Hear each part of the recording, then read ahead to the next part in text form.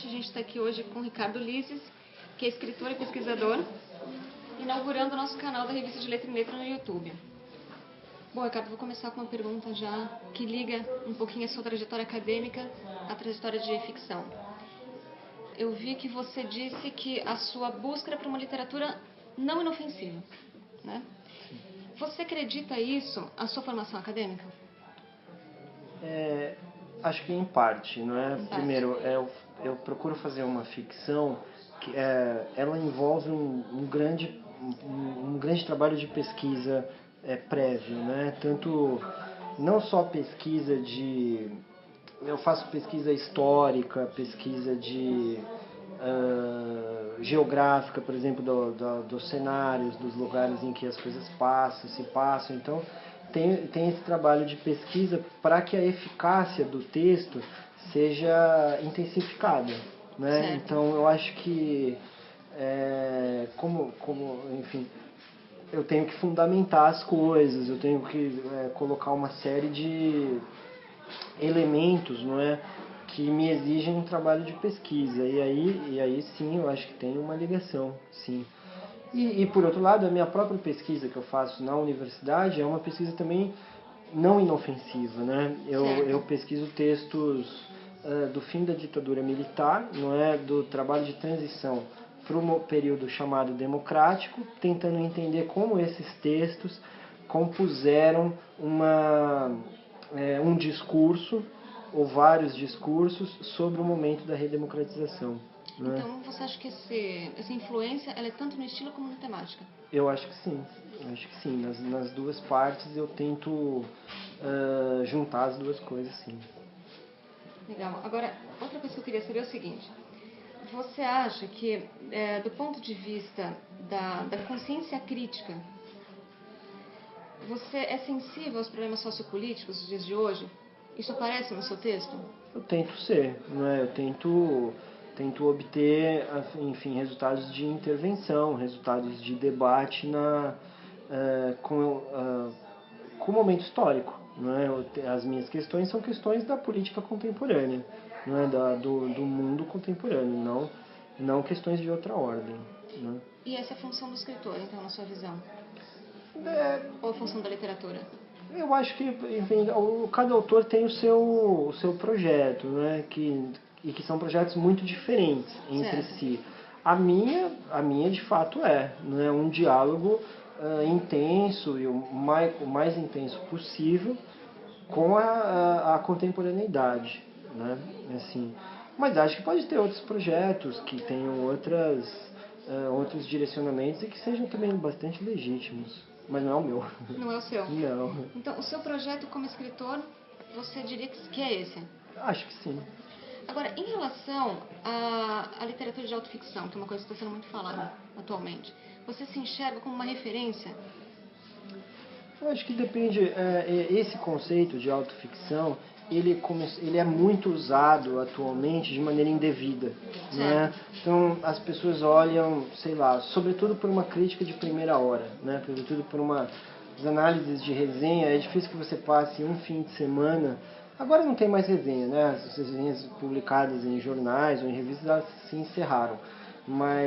Ou estão muito pouco, ainda existem em espaços muito reduzidos, mas até um pouco tempo atrás, ou mesmo nesses espaços reduzidos, é difícil com que você tenha um fim de semana ou um período de tempo em que essa palavra não seja usada. Mas, no geral, ela é usada de maneira totalmente imprópria. Não é? Ou seja, eu lembro, tem um romance que saiu, sei lá, acho que o semestre passado, chama Uma Selfie com Lenin, que o autor o autor é um jornalista, não e o protagonista também é jornalista, e o livro se passa numa viagem do leste europeu que o protagonista faz por vários meses. A pessoa foi resenhar e viu que o autor também é jornalista, é um personagem jornalista, já foi falar, é autoficção.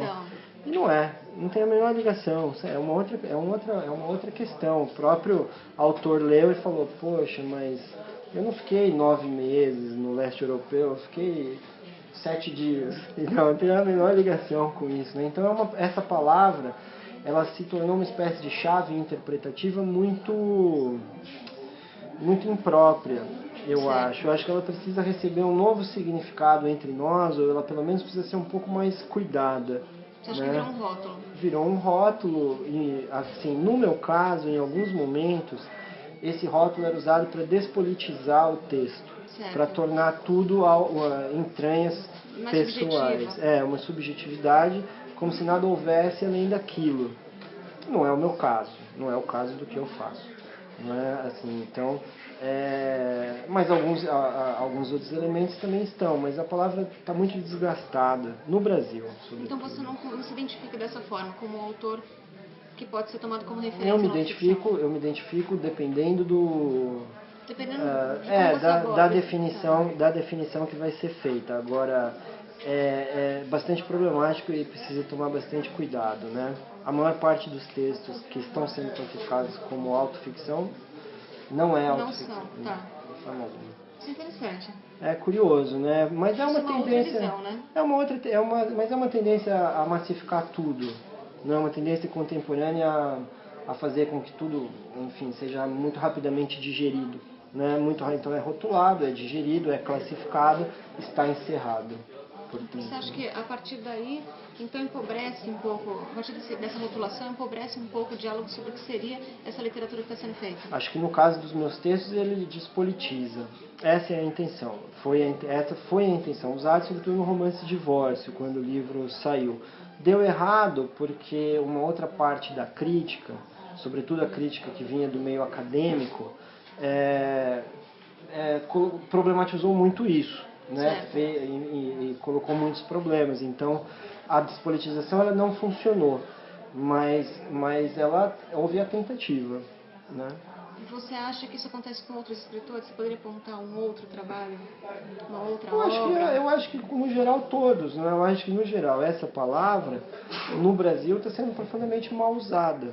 Né? Sobretudo por gente que nem sabe o que é. Mas essa função de despolitizar, você acha que... Eu acho que existe no meu trabalho em particular, mas no geral do establishment literário contemporâneo, um dos centros da formação do establishment, não é a despolitização. Assim, olha, a gente não trata de política, a gente não fala de política. Quando fala, é algo muito lateral, sem citar nomes, sem se envolver demais, que é uma coisa muito infantil e que na verdade retira o caráter de força da literatura. E aí cria-se esse discurso de que a literatura perdeu o prestígio, quanto na verdade a força da literatura foi retirada por mecanismos desse próprio meio, que pretendia formar um establishment, não é só que pretendia, que formou de fato um establishment nos últimos anos, ou nas 2 últimas décadas, formado por pessoas muito parecidas, que são homens, no geral, brancos, enfim, da mesma classe social, não é? Para proteger essas pessoas, o establishment cria o discurso de que são razões estéticas, e nós sabemos que razões estéticas respondem a uma série de intenções. Não é? Então houve essa criação, houve essa despolitização para colocar no establishment só uma classe de pessoas. Não é? Assim, e tudo que seja incômodo, não é? Tudo que seja um pouco difícil, tudo que seja problemático, rapidamente há uma tentativa de neutralização muito rápida, não é? E enfim as coisas ficam logo limpas, né? Queria que você falasse um pouquinho agora sobre o seu projeto autoral. Você já declarou que você tem um projeto autoral, que as suas obras elas têm uma ligação, uma ligação não, mas uma espécie de organização temática, né? Sim, nesse momento eu tenho duas, como se pode dizer, 2 eixos. Não é? Um eixo que eu lido nos romances que eu publico pela editora Alfaguara. Eu gostaria de fazer um determinado tipo de panorama crítico de certas instituições, não é? Da mídia, do governo, por exemplo, de certa classe social, que é o que eu tentei fazer no romance Divórcio, o meu próximo romance, que vai ser publicado até o fim do ano, cita determinada classe, carioca agora, não é? Ou seja, eu tento fazer, estou procurando fazer esse tipo de criação, não é? Esse tipo de formato. E eu tenho um outro eixo de criação, que aí é uma família, que é a família Tobias, não é? Que eu pretendo, com outra forma totalmente distinta, não é? Fazer agora também um mapeamento que seja mais histórico, com questões que se passam no passado, 1950, 1920, também contemporâneo, em alguns momentos contemporâneos, todos como se fosse um eixo de uma família, também para discutir questões da sociedade. Né?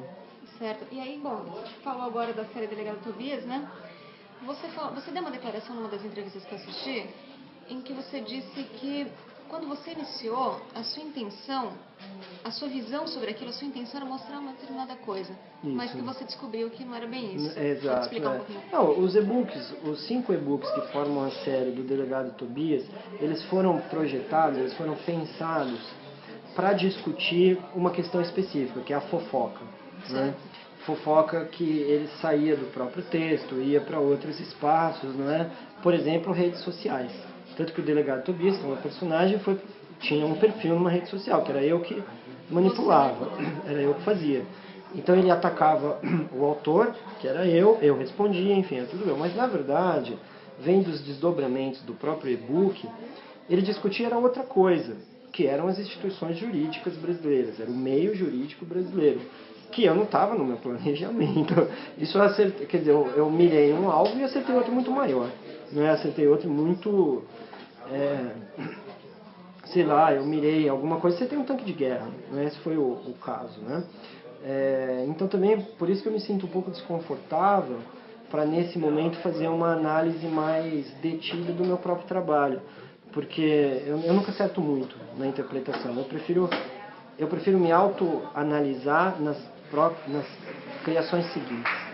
Certo, você se sente mais confortável então fazendo uma análise de uma criação que já foi finalizada. Exato, numa criação posterior. Tanto é que o que aconteceu, o Delegado Tobias, os 5 e-books, eu fui indiciado, enfim, houve uma acusação de falsificação de documento.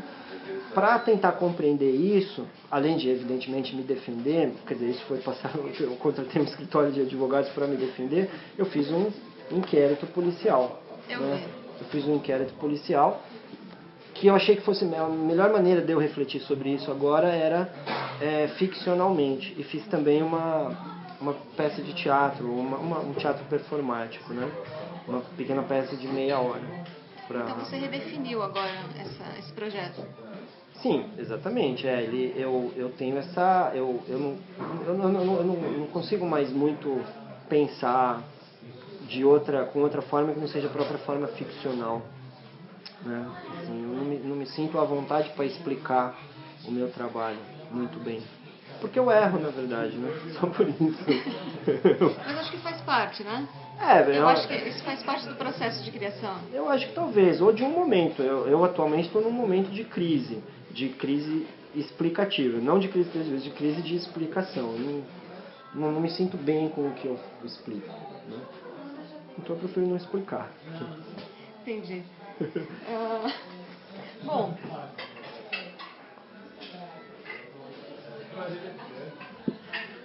uma outra coisa que eu queria te perguntar é o seguinte. Na sua avaliação, é importante que exista um encadeamento entre um livro e outro, entre uma história particularmente e outra? Ou não? Você não tem essa pretensão? Depende da formação do projeto. Na parte do projeto da família Tobias tem. Não é um encadeamento claro, até porque tem uma árvore genealógica, não é? Tem e aquilo, enfim, é uma família com laços sanguíneos, né? Mas em outro determinado tipo, não. Eu tenho ligações formais, né? E ligações temáticas. E entre uma obra e outra? Não, as coisas não são necessariamente ligadas, eu acho que não. Eu queria te perguntar o seguinte. Quais são os autores da atualidade que você considera mais relevantes nesse cenário atual? Eu acho que tem muita coisa curiosa, interessante, muito bacana sendo feita. O Michel Houellebecq, por exemplo, é um autor que eu acho muito poderoso. Presente aqui na Flip, a Svetlana Alexievich, que venceu o Prêmio Nobel, ela é realmente de uma força espantosa, não é? Enfim, eu acho que o Ricardo Piglia, por exemplo, é um escritor decisivo na Argentina. Eu acho que tem Herta Miller, por exemplo, também faz uma produção muito grande. No teatro, muita gente. No teatro contemporâneo, muito interessante também. No Brasil, por exemplo, teatro contemporâneo, eu gosto dos trabalhos do Alexandre Dalfarra, que é também o diretor da minha peça, mas eu acho o Alexandre Dalfarra muito poderoso. Foi até por isso que eu convidei. Sei lá, um teatro do exterior, por exemplo, Angélica Liddell, né? Paul Jean Grayton, já morreu, mas é contemporâneo, né? Acho que todos esses trabalhos têm uma força muito grande, né? A revista agora é voltada para um público acadêmico. Sim, né? sim. Que é o público leitor. Que é o meu público. Que é o seu público. Em geral é o meu público, e os meus livros hoje em dia têm uma venda muito boa, não é? Uma venda que ultrapassou a venda do público da literatura contemporânea, mas não ultrapassou o público.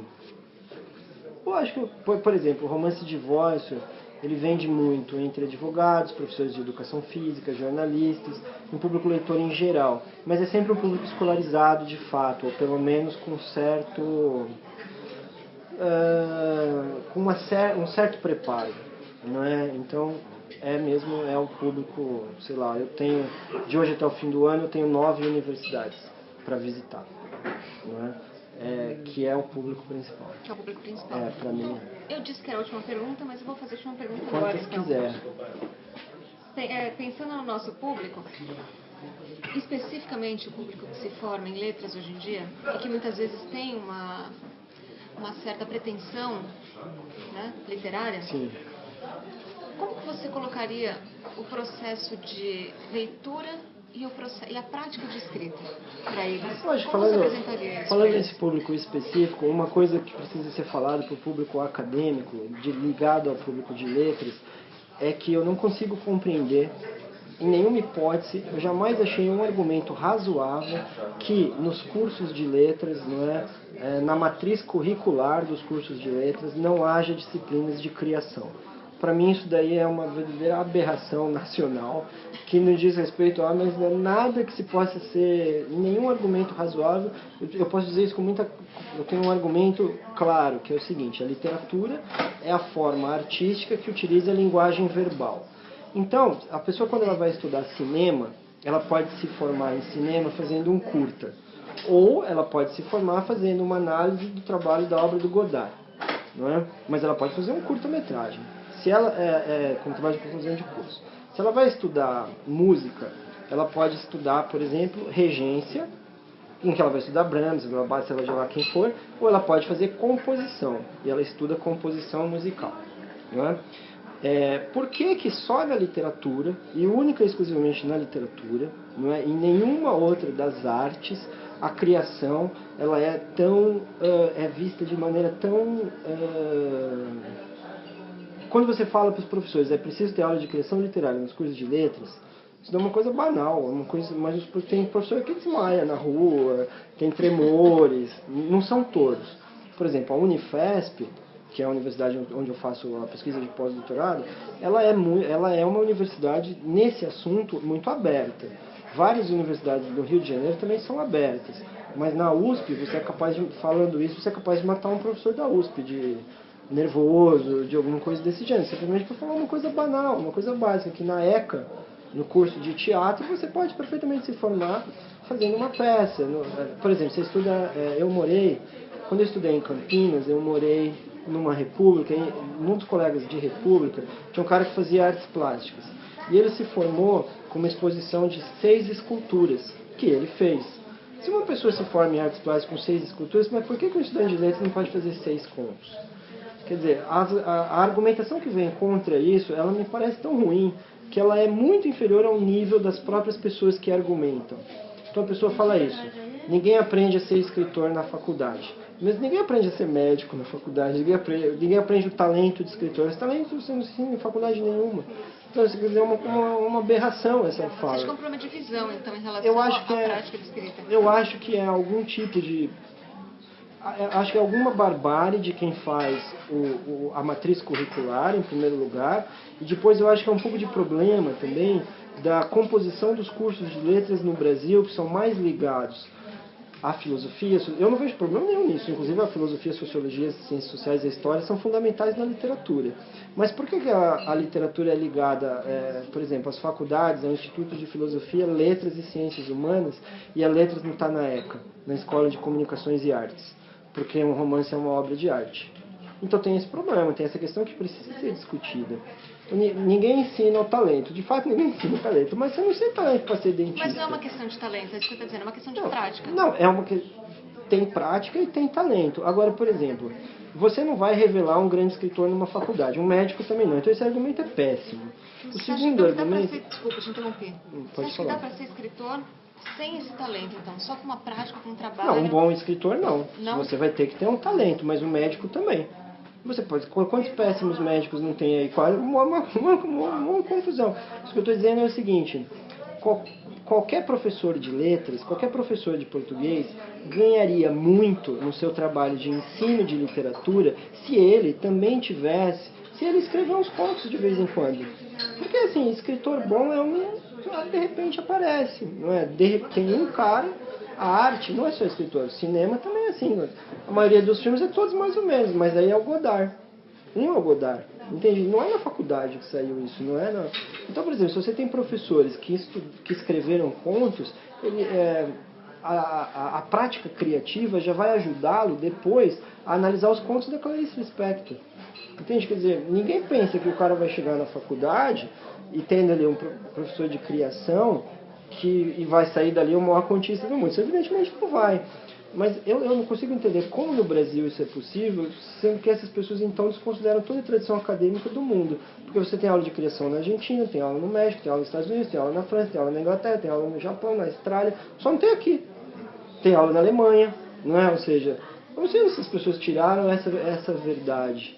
Quer dizer, as faculdades de letras precisam fortemente compreender que elas precisam ter aula de criação literária. Entende? Isso daí é uma coisa absolutamente fundamental na reforma do currículo. Né? Assim, os estudantes de letras precisam escrever poemas, contos, seja lá o que for. Assim, se forem bons poemas, eu já aposto que não vão ser. Assim, no sentido... Mas você pode achar algum. Entende? Você pode... Dali surge. É como, por exemplo, como você tem o esporte. O esporte você revela grandes jogadores em qualquer lugar. Você dá uma bola e eles saem jogando. Por que a poesia não tem? Não é absolutamente sem explicação. É isso que eu acho que precisa ser mais bem falado quando se refere a letras. Você acha que a prática de leitura é mais valorizada dentro desse universo do que a prática de escrita? Exato, a prática de leitura, o que ela é decisiva, como eu estou dizendo, não é substitutiva uma coisa a outra, mas ela precisa andar junto, entende? A faculdade de letras deve ensinar os melhores textos e as pessoas devem escrever textos. Não é uma disciplina apenas, assim, ou um curso de formação de criação literária, como tem em vários lugares, assim, entende? Isso precisa ser discutido com mais razoabilidade, com mais calma, assim, né? Mas as pessoas ficam doidas, você fala isso... Tem professor que responde, Adorno seria contra, mas ninguém perguntou isso para o Adorno nunca falou isso, como é que vai afirmar que o Adorno é contra? E depois, quem diz que o Adorno tem razão em tudo? E o Adorno é 1950, nós estamos em 2016, daqui a pouco o ano acaba. Então, quer dizer, não tem lógica isso. Mas algumas universidades já incorporam. Por exemplo, eu dei uma oficina de criação na Unifesp, sem problema nenhum. Os professores lá são professores com a cabeça mais aberta, mais razoáveis. Mas dependendo da universidade, é como eu disse, você mata o cidadão. Na Unicamp, lá onde eu fiz letras, os professores, a tendência deles, agora eu não sei, mas na minha época era arrancar o revólver, né, e matar quem falasse isso. Hoje eu não sei, espero ter melhorado um pouco. Ricardo, em nome de toda a revista, muito obrigada pela conversa.